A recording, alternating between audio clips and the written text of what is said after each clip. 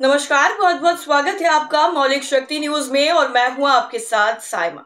उत्तर प्रदेश में जब से बुलडोजर एक्शन शुरू हुआ, बाकी राज्यों में भी इसी तर्ज पर धड़ाधड़ घर गिराने का सिलसिला शुरू हो गया।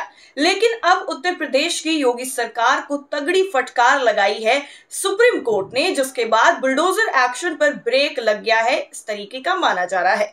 तो चलिए आज आपको बताते हैं कि आखिर सुप्रीम कोर्ट ने क्या कुछ कहा है।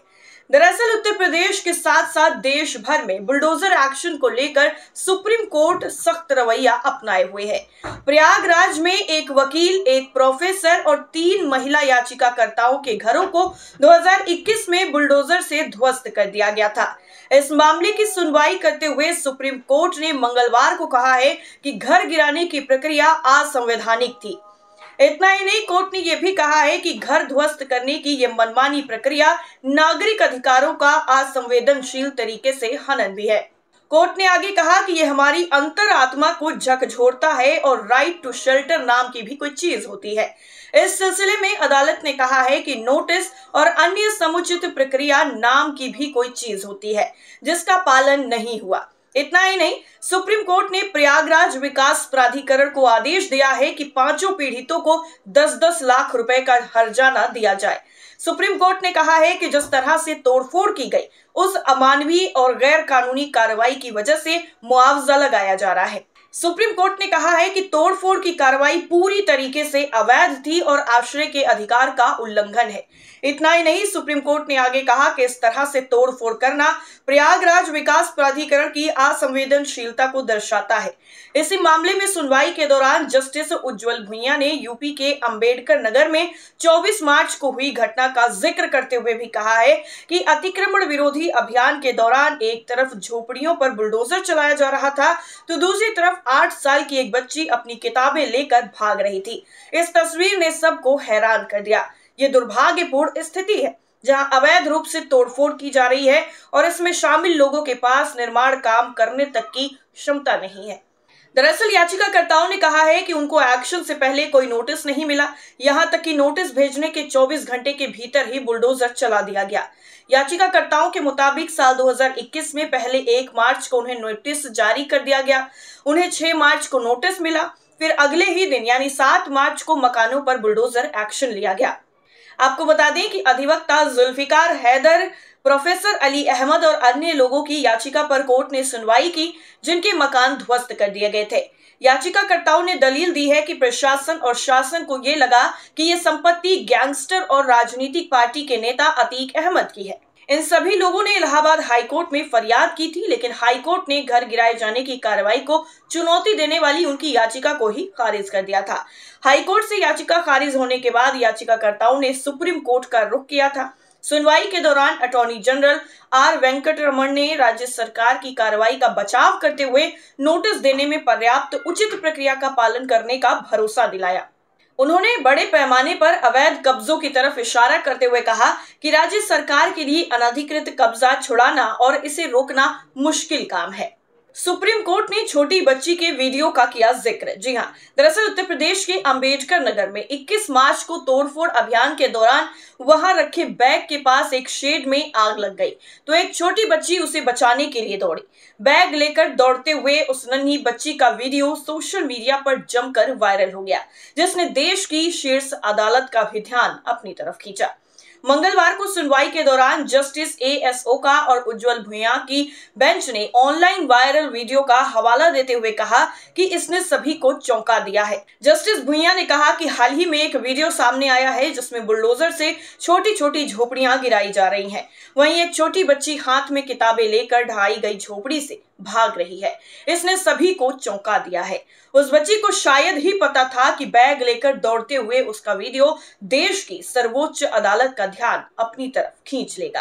8 साल की अनन्या यादव के लिए हिंदी, अंग्रेजी और गिनती यानी गणित की किताबों से भरा स्कूल बैग उसकी सबसे कीमती संपत्ति है, जो एक दिन आईएएस अधिकारी बनने और देश की रक्षा करने का माध्यम है। इसलिए जब तोड़फोड़ अभियान के दौरान बैग के पास शेड में आग लग गई तो वो उसे बचाने के लिए दौड़ी। सरकारी प्राथमिक विद्यालय आरआई की कक्षा 1 की छात्रा अनन्या ने एक मीडिया चैनल से बातचीत को बताया है कि मैं स्कूल से लौटी और अपना बैग छप्पर यानी फूस के शेड में रख दिया, जहां मेरी मां ने जानवरों को बांधा था। तोड़फोड़ के दौरान हमारे बगल के छप्पर में आग लग गई और मुझे तुरंत अपने स्कूल बैग और किताबों का ख्याल आया। मेरी मां ने मुझे रोकने की कोशिश की लेकिन मैं भाग गई। अनन्या ने आगे कहा कि मुझे डर था कि मेरी किताबें और बैग जल जाएंगे। मैं बाद में अपनी मां के पास चली गई। साथ ही उसने ये भी कहा है कि उसे डर था कि स्कूल से कोई और किताबें नहीं मिलेंगी। इतना ही नहीं, अनन्या के पिता अभिषेक जो एक मजदूर हैं, उन्होंने भी बताया है कि वो वीडियो देख के बहुत नेता लोग आ रहे हैं, कुछ समझ में नहीं आ रहा है। वीडियो वायरल होने के बाद से कई राजनेता हमसे मिलने आए हैं, हमें समझ नहीं आ रहा है कि क्या हो रहा है।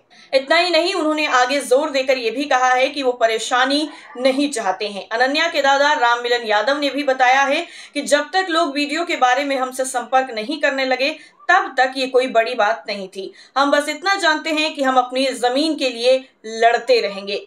दरअसल वीडियो को समाजवादी पार्टी के प्रमुख अखिलेश यादव ने भी शेयर किया था, जबकि कांग्रेस ने परिवार से मिलने के लिए एक प्रतिनिधि मंडल भी भेजा था। लेकिन तोड़फोड़ में शामिल अधिकारियों का कहना है कि ना तो किसी आवासीय आवास को छुआ गया और ना ही उस शेड को जहां अनन्या का बैग रखा गया था। लेकिन जो तस्वीर है वो साफ तौर पर हकीकत को बयां कर रही है। वहीं जलालपुर के उप विभागीय मजिस्ट्रेट पवन जायसवाल ने कहा है कि हमने 2 महीने पहले राममिलन को अतिक्रमित भूमि को खाली करने के लिए नोटिस दिया था। जब हम इसे खाली करने गए तो उन्होंने विरोध करना शुरू कर दिया। हमें नहीं पता कि छप्पर में आग कैसे लगी, लेकिन इसे नियंत्रित कर लिया गया। बाद में एक संरचना को ध्वस्त कर दिया गया, लेकिन ये पूरी तरह से गैर आवासीय थी।